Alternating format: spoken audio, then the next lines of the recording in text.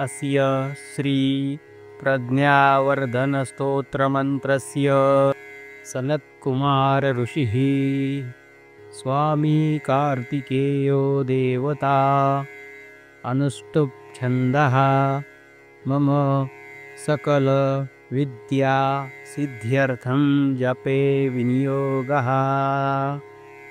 श्रीस्कन्द उवाच योगीश्वरो महासेन कार्तिकेयोऽग्निनन्दनः स्कन्दकुमारः सेनानी स्वामी शङ्करसम्भवः गाङ्गेयस्ताम्रचूडश्च ब्रह्मचारी शिखिध्वजः तारकारिरुमापुत्रः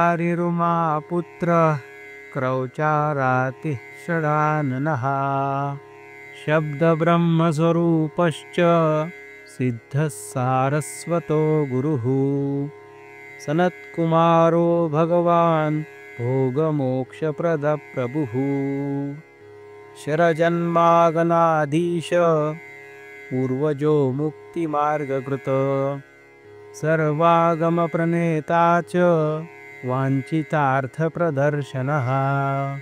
अष्टाविंशतिनामानि मदीयानि च यः पठेत् प्रत्यूषे श्रद्धा युक्तो मूको वाचस्पतिर्भवेत्। महामन्त्रमयानीति मम नामानि कीर्तयेत् महाप्रज्ञामवाप्नोति नात्र कार्या विचारणा।